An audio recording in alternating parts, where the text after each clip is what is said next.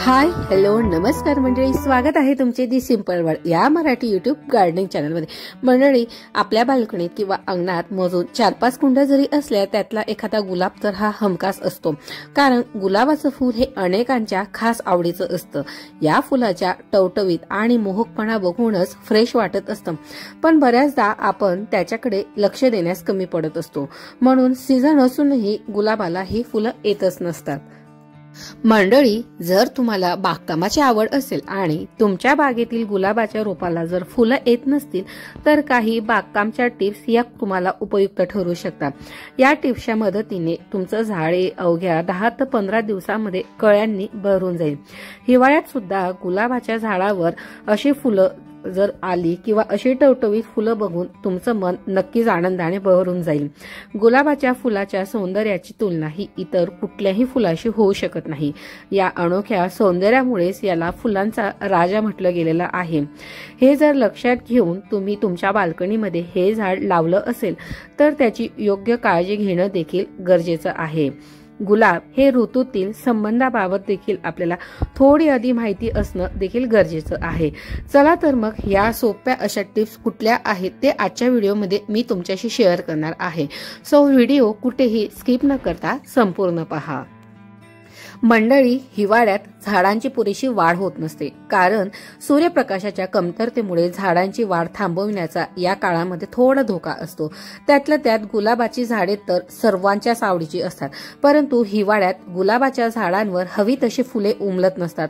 हिवाळ्यात सुद्धा टवटवीत फुले उमलण्यासाठी जर तुम्ही पुढच्या टिप्स वापरल्या तर तुम्हाला देखील त्याचा रिझल्ट नक्कीच पाहायला येईल। चला तर मग आपण सर्वात पहिली टिप जाणून घेऊया।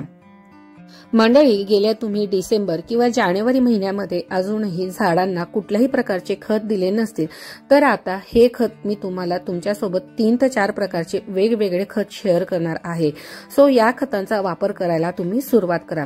त्यात सर्वात प्रथम येत असते ते म्हणजे मोहरीचे खत। यालाच मोहरीची पेंड देखील म्हणतात किंवा याला मस्टर्ड केक देखील म्हणत असतात किंवा याला सरसो की खली असं देखील याचं नाव आहे, आणि हे अगदी तुम्हाला ऑनलाईन देखील मिळू शकतं किंवा तुम्हाला कुठल्याही दुकानामध्ये देखील सध्या भरपूर प्रमाणामध्ये ही खतं अवेलेबल आहे। सो हिवाळ्यात गुलाबाच्या झाडावर टवटवीत फुले उमलण्यासाठी मोहरीचं खत हे अत्यंत फायदेशीर ठरते। काळ्या किंवा पिवळ्या मोहरीच्या खताचा वापर हा झाडाच्या वाढीसाठी खूप उपयुक्त असतो। सर्वप्रथम आपण मार्केटमधून आणलेल्या या मोहरीच्या खतात पाणी टाकून 3 दिवस आपल्याला झाकून ठेवायचं आहे। या ठिकाणी पाहू शकतात मी या ठिकाणी अत्यंत कमी प्रमाणामध्ये हे जे मोहरीचं खत होतं ते घेतलेलं होतं आणि त्याला अशा प्रकारे प्लास्टिक कंटेनरमध्ये 3 दिवसासाठी सावलीमध्ये ठेवून दिलेलं होतं। त्यानंतर ह्या खताला गाळून घ्यायचं आहे आणि यामध्ये आपल्याला जवळपास 2.5 ते 3 लिटर साधं प्लेन वॉटरमध्ये हे खत त्यामध्ये डायल्यूट केल्यानंतर आपल्याला झाडाला द्यायचं आहे। हे जे प्रमाण आहे हे फक्त एका झाडासाठी नसून 15 ते 20 झाडांना पुरेल एवढं हे खत या ठिकाणी तयार झालेलं आहे। मोहरीमध्ये NPK म्हणजेच नायट्रोजन, फॉस्फरस, पोटॅशियम असतात। याने वनस्पतींची चांगली वाढ होण्यासाठी मदत होत असते। तसेच नायट्रोजन हा वनस्पतींच्या चांगल्या वाढीसाठी आणि विकासासाठी सर्वात महत्त्वाचा घटक आहे। मोहरीच्या खतावर इन डिटेल व्हिडिओ देखील चॅनलला आहे, त्या ठिकाणी मी हे खत सविस्तरपणे कसं बनवावं याविषयी माहिती दिलेली आहे। त्यानंतर दुसऱ्या क्रमांकावर येतं ते शेणखत। वनस्पतींसाठी सर्वोत्तम आणि पारंपरिक खत म्हणजेच शेण। गुलाब रोपाच्या मुळांमध्ये कोरडे शेण टाकून त्याच्या गरजेनुसार आणि ऋतूनुसार पाणी देत राहावे, त्यामुळे रोप देखील निरोगी होईल आणि कीटकांचा त्या ठिकाणी प्रादुर्भाव देखील होणार नाही। काही वेळाने रोपांमध्ये तुम्हाला कळ्या यायला दिसून येतील। मंडळी, त्यानंतर तिसऱ्या क्रमांकाचं खत म्हणजे आपल्या घरात अगदी इझिली अवेलेबल असणारं म्हणजेच कांदा आणि लसूण यांची साल। जर तुम्ही हे सालीचं पाणी देखील करून देऊ शकतात किंवा जर तुमच्याकडे साल तुम्ही अशा प्रकारे कोरडी करून तुम्ही पावडर देखील बनवू शकतात। सो मी बऱ्याच व्हिडिओमध्ये तुम्हाला झाडांना खत देण्याच्या योग्य त्या मेथड देखील सांगितलेल्या आहेत।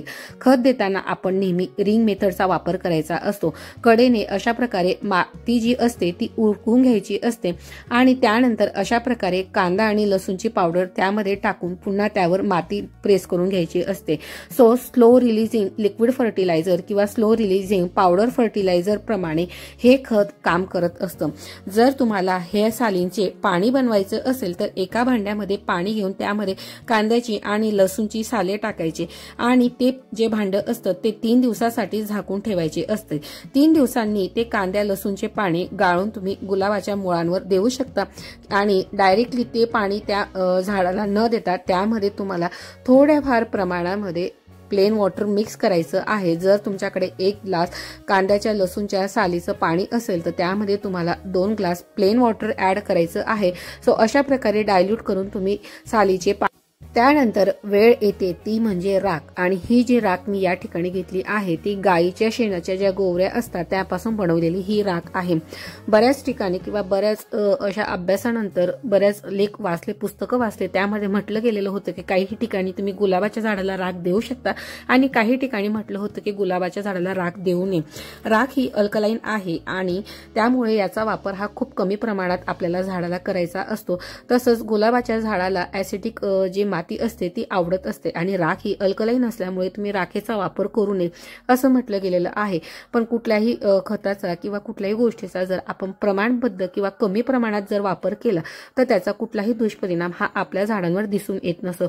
सो अशा प्रकारे मी या ठिकाणी फक्त 1 टेबलस्पून जी राख होती ती मातीमध्ये मिक्स करून घेतलेली होती. राखेचा वापर केल्याने मातीचे पोत सुधारण्यास मदत होत असते. तसेच राख ही पाण्याला धरून ठेवत असते. हिवाळ्यात आपण राखेचा वापर करू शकतो पण पावसाळ्यात आणि उन्हाळ्यात राखेचा वापर हा अजिबात करायचा नसतो. राखेचा वापर केल्याने मुळं देखील ही विकसित होत असतात किंवा त्यांना चालना मिळत असते राखमध्ये.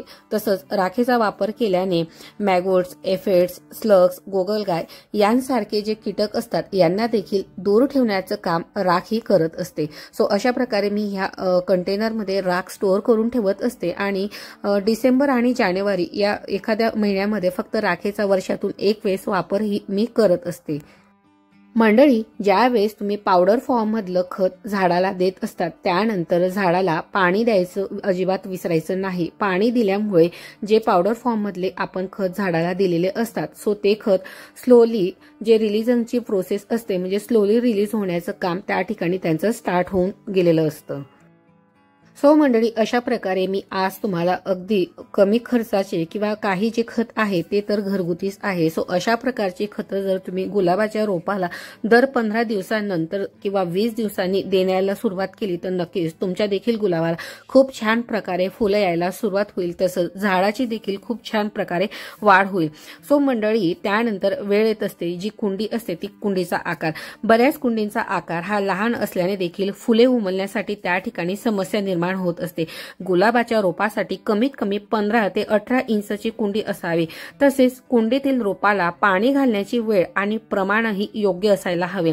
बऱ्याचदा आपण जी साल असतात ती आपण कचरा पेटीत टाकून देत असतो पण ही साल फेकून न देता त्याचा वापर जर आपण खत म्हणून झाडांना करू शकलो तर या खतांमध्ये पोटॅशियम, नायट्रोजन, कॅल्शियम, सल्फर आणि मॅग्नीज आढळत असते.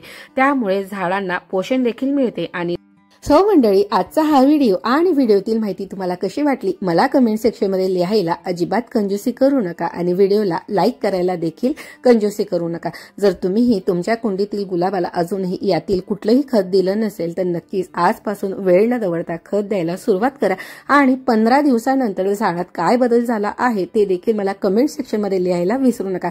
आणि हा व्हिडिओ जर तुम्ही पहिल्यांदाच पाहत असाल तर दी सिंपल वर्ल्ड या मराठी युट्यूब गार्डनिंग चॅनलला लगेच सबस्क्राईब करा. त्यासमोर असलेलं बेल आयकॉनला देखील प्रेस करा आणि त्यासमोरील ऑलचं ऑप्शन सिलेक्ट करा जेणेकरून येणाऱ्या प्रत्येक व्हिडिओचं नोटिफिकेशन तुम्हाला मिळेल आणि माझा कुठलाही व्हिडिओ तुम्ही मिस करणार नाही. So take care and bye.